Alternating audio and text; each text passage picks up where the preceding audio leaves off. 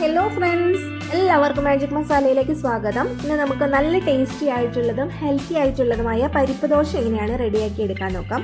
നമ്മൾ അരി ഉഴുന്നെല്ലാം വെച്ച് ഉണ്ടാക്കുന്ന ദോശയിനേക്കാളും നല്ല ടേസ്റ്റുമാണ്. ഹെൽത്ത് വൈസ് നോക്കുകയാണെങ്കിലും അടിപൊളിയാണ്. അപ്പോൾ ഈ ദോശ ഉണ്ടാക്കിയെടുക്കുന്ന സമയത്ത്, ഇത് സോക്ക് ചെയ്യുന്ന സമയത്തും അരച്ചെടുക്കുന്ന സമയത്തെല്ലാം ഓരോ ഇൻഗ്രീഡിയൻസും ഞാൻ ആഡ് ചെയ്ത് കൊടുക്കുന്നുണ്ട്. സ്കിപ്പ് ചെയ്ത് പോയാൽ ദോശ കറക്റ്റായിട്ട് ഉണ്ടാക്കിയെടുക്കാനായിട്ട് പറ്റില്ല. സ്കിപ്പ് ചെയ്യാതെ വീഡിയോ മുഴുവനായിട്ട് കാണണം. ഇതിൻ്റെ ഒപ്പം കഴിക്കാനുള്ള ഒരു അടിപൊളി തേങ്ങ ചട്നി കൂടി ഉണ്ടാക്കുന്നുണ്ട്, അതും കാണാനായിട്ട് മറക്കരുത്. ഇഷ്ടപ്പെടുകയാണെങ്കിൽ ലൈക്ക് ചെയ്യാനും ഷെയർ ചെയ്യാനും സബ്സ്ക്രൈബ് ചെയ്യാനും കൂടി മറക്കരുത്. അപ്പോൾ നമുക്ക് റെസിപ്പിയിലോട്ട് കിടക്കാം.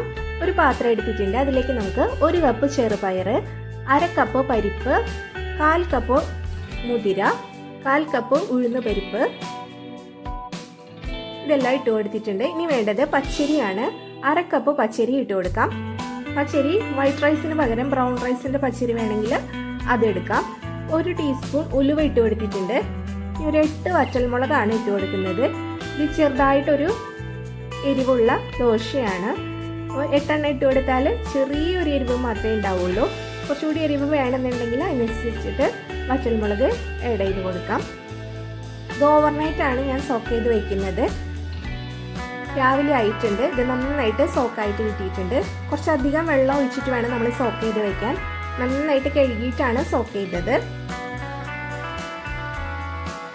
ഇതിൻ്റെ വെള്ളം ഒന്ന് കളഞ്ഞതിന് ശേഷം വേറെ വെള്ളം ഒഴിച്ചു കൊടുത്തിട്ടുണ്ട്. ഇനി വീണ്ടും കഴുകേണ്ട ആവശ്യമില്ല. നമുക്ക് മിക്സിയുടെ ജാറിലേക്ക് ഇട്ട് കൊടുക്കാം. മുളകും എല്ലാം കൂടിയിട്ടാണ് ഇട്ട് കൊടുക്കുന്നത്. ആദ്യത്തെ ട്രിപ്പ് അരച്ചെടുക്കുമ്പോൾ ആഡ് ചെയ്യേണ്ട സാധനങ്ങൾ എന്തൊക്കെയാണെന്ന് നോക്കാം. ഞാൻ ഓരോ ട്രിപ്പും അരച്ചെടുക്കുമ്പോൾ ഓരോ ഐറ്റംസ് ആഡ് ചെയ്ത് കൊടുക്കുന്നുണ്ട്. സ്കിപ്പ് ചെയ്യാതെ എല്ലാതും കാണണം. മിക്സിയുടെ ഒരു 1/4 ഭാഗത്തോളം ഇത് ഇട്ട് കൊടുത്തിട്ടുണ്ട്. ഇതിൻ്റെ ഒപ്പം നിൽക്കുന്ന രീതിയിലാണ് വെള്ളം ഒഴിച്ചു കൊടുക്കുന്നത്. ഇതിൽ വെള്ളത്തിൻ്റെ അളവും ഇമ്പോർട്ടൻ്റ് ആണ്. ഇത് കറക്റ്റായിട്ടുള്ള ബാറ്ററിന് കറക്റ്റായിട്ടുള്ള വെള്ളത്തിൻ്റെ കൺസിസ്റ്റൻസി അല്ലെങ്കിൽ നമുക്ക് ദോശ മൊരിഞ്ഞ് കിട്ടില്ല. ഇതിലേക്ക് 1/2 ടീസ്പൂൺ മഞ്ഞൾപ്പൊടിയും കുറച്ച് കല്ലുപ്പും ഇട്ട് കൊടുക്കുന്നുണ്ട്. ഇനി വേണ്ടത് കായാണ്. കായത്തിൻ്റെ പൊടി ഉണ്ടെങ്കിൽ ഒരു 1/4 ടീസ്പൂൺ അത് ആഡ് ചെയ്ത് കൊടുക്കാം. ഞാനിവിടെ മുഴുവനായിട്ടുള്ള കായാണ് എടുത്തിരിക്കുന്നത്. ഒരു ചെറിയ കഷ്ണം എടുത്തിട്ടുണ്ട്. അത് ചൂടുവെള്ളത്തിൽ ഒരു 10 മിനിറ്റ് സോക്ക് ചെയ്ത് വെച്ചതാണ്. അതുകൂടെ ഇതിലൊഴിച്ചു കൊടുത്ത് അരച്ചെടുക്കാം. ആദ്യത്തെ ട്രിപ്പ് അരച്ചെടുത്തിട്ടുണ്ട്. അരച്ചെടുക്കുമ്പോഴും ശ്രദ്ധിക്കണം, വളരെ ഫൈനായിട്ട് നമ്മൾ അരച്ചെടുക്കരുത്. ചെറിയ തരിതരിപ്പോട് കൂടിയിട്ടാണ് അരച്ചെടുക്കുന്നത്. ഇനി അടുത്ത ട്രിപ്പ് നമ്മൾ അരച്ചെടുക്കുമ്പോൾ ഇതിൻ്റെ ഒപ്പം നിൽക്കുന്ന രീതിയിൽ വെള്ളം ഒഴിച്ചു കൊടുക്കാം. കുറച്ച് കറിവേപ്പിലയാണ് ഇട്ട് കൊടുക്കുന്നത്.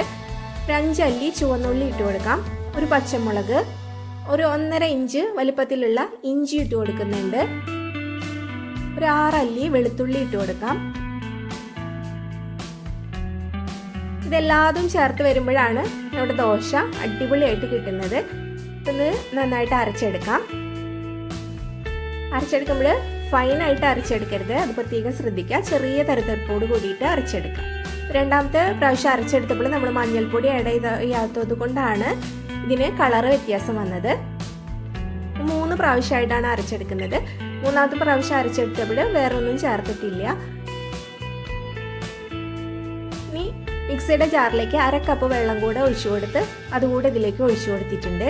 ഇനി എല്ലാതും ചേർത്ത് നന്നായിട്ട് മിക്സ് ചെയ്തെടുക്കാം.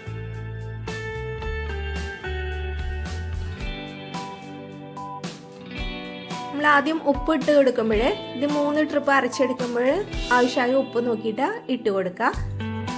ഇനി ലാസ്റ്റ് എല്ലാം മിക്സ് ചെയ്തതിന് ശേഷം ഉപ്പൊക്കെ കറക്റ്റ് ആണോ എന്ന് ചെക്ക് ചെയ്ത് നോക്കാം. അതിന് ശേഷം പാൻ വെച്ചിട്ടുണ്ട്. നന്നായിട്ട് ചൂടാകുമ്പോൾ ഒരു ലോ ടു മീഡിയം ഫ്ലെയിമിലോട്ട് മാറ്റിയിട്ട് നമുക്ക് ദോശ പരത്തിയെടുക്കാം. ഇതാണ് ബാറ്ററിൻ്റെ കൺസിസ്റ്റൻസി. ഒട്ടും വെള്ളം കൂടി പോവരുത്. അപ്പോൾ നമ്മുടെ ദോശ മുരിഞ്ഞ് കിട്ടില്ല. അതുപോലെ അധികം തിക്കാവാനും പാടില്ല. അപ്പോൾ നമുക്ക് ഇങ്ങനെ നൈസായിട്ട് പരത്തിയെടുക്കാനായിട്ട് പറ്റില്ല. അപ്പോൾ ഈ പറഞ്ഞ അളവുകളൊക്കെ വെച്ചിട്ട് നമ്മൾ അരച്ചെടുക്കുക. നല്ല തിന്നായിട്ട് പരത്തിയെടുത്തിട്ടുണ്ട്. അതിനുശേഷം നമുക്ക് നെയ്യ് ഒഴിച്ചു കൊടുക്കാം. നെയ്ക്ക് പകരം നല്ലെണ്ണ വേണമെങ്കിൽ അതായാലും ഒഴിച്ചു കൊടുക്കാം. ഇനി ഹൈ ഫ്ലെയിമിലോട്ട് മാറ്റിയിട്ട് നന്നായിട്ട് മൊരിയിച്ചെടുക്കുക. നടുവിലൊക്കെ കണ്ടില്ലേ, ചെറുതായിട്ട് ബ്രൗൺ ഷെയ്ഡ് വന്നു തുടങ്ങിയിട്ടുണ്ട്. നമ്മുടെ ദോശ നന്നായിട്ട് മൊരിഞ്ഞു വന്നിട്ടുണ്ട്. നല്ല ക്രിസ്പി ആയിട്ടാണ് ദോശ ഇരിക്കുന്നത്.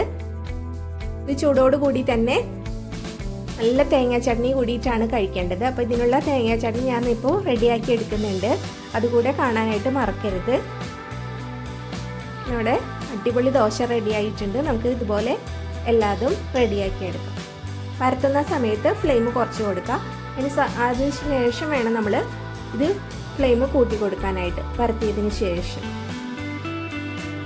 നല്ല തിന്നായിട്ട് പരത്തിയെടുക്കുക.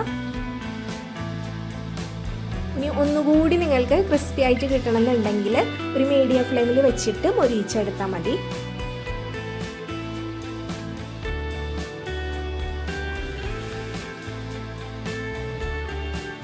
ഇത് റെഡിയാവുന്ന സമയം കൊണ്ട് നമുക്ക് ഇതിലേക്കുള്ള ചട്നി റെഡിയാക്കി എടുക്കാം.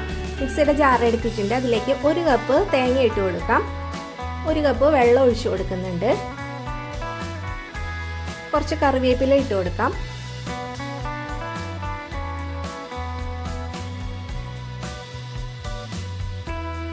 ഇനി ഇതിലേക്ക് പുളിയാണ് എടുത്തിരിക്കുന്നത്. കോൽപ്പുളിയാണ്. ഒരു വലിയ നെല്ലിക്കയുടെ അത്രയും വലിപ്പമുള്ള പുളി എടുത്തിട്ടുണ്ട്. 1 അല്ലി വെളുത്തുള്ളി, ഒരു 6 അല്ലി ചുവന്നുള്ളി ഇട്ട് കൊടുക്കാം. ഒരു ചെറിയ കഷ്ണം ഇഞ്ചി. ഈ പച്ചമുളകാണ്. ഇത് പച്ചമുളക് കുറച്ചധികം ചേർത്ത് കൊടുക്കുന്നുണ്ട്.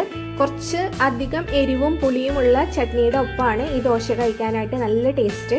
അങ്ങനെ ഭയങ്കര എരിവൊന്നും ഉണ്ടാവില്ല. കറക്റ്റ് ആയിട്ടുള്ള എരിവാണ്.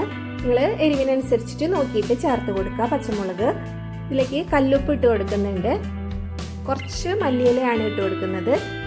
മല്ലിയില കൂടി ഇട്ട് കൊടുത്താൽ നല്ലൊരു ഫ്ലേവറും ടേസ്റ്റും നമ്മുടെ ചട്നിക്ക് കിട്ടും. ഇത് അരച്ചെടുത്തത് നമുക്ക് ഒരു ബൗളിലേക്ക് ഒഴിച്ചു കൊടുക്കാം. മിക്സിയുടെ ജാറിലേക്ക് ഒരു 1/4 കപ്പ് വെള്ളം കൂടെ ഒഴിച്ച് അതും കൂടി ഇതിലേക്ക് ഒഴിച്ചു കൊടുക്കുന്നുണ്ട്. ഒന്ന് മിക്സ് ചെയ്തതിന് ശേഷം ഉപ്പും പുളിയെല്ലാം കറക്റ്റ് അല്ലേ എന്ന് ചെക്ക് ചെയ്ത് നോക്കാം. ഒരു പാൻ വെച്ചിട്ടുണ്ട്. അതിലേക്ക് വെളിച്ചെണ്ണ ഒഴിച്ചു കൊടുക്കാം. ചൂടായി വരുമ്പോൾ കടുക് ഇട്ട് കൊടുത്തിട്ടുണ്ട്. കടുക് പൊട്ടി വരുമ്പോൾ വറ്റൽമുളകും കറിവേപ്പിലയും ഇട്ട് മൂപ്പിച്ചതിന് ശേഷം നമുക്ക് ചട്നിയിലേക്ക് ഒഴിച്ചു കൊടുക്കാം. അതിനുശേഷം ഒരു 2 സെക്കൻഡ് അടച്ചു വെക്കുക. കടുകിൻ്റെ ഫ്ലേവർ എല്ലാം നമ്മുടെ ചട്നിയിൽ നന്നായിട്ട് കിട്ടാൻ വേണ്ടിയിട്ടാണ്. ഇവിടെ നല്ല ടേസ്റ്റി ആയിട്ടുള്ള തേങ്ങാ ചട്നി റെഡി ആയിട്ടുണ്ട്. പരിപ്പ് ദോശയും തേങ്ങാ ചട്നിയും അടിപൊളി ടേസ്റ്റാണ്. എല്ലാവരും ട്രൈ ചെയ്ത് നോക്കിയിട്ട് ഫീഡ്ബാക്ക് അറിയിക്കാൻ മറക്കരുത്. ലൈക്ക് ചെയ്യാനും ഷെയർ ചെയ്യാനും സബ്സ്ക്രൈബ് ചെയ്യാനും കൂടി മറക്കരുത്. Thank you.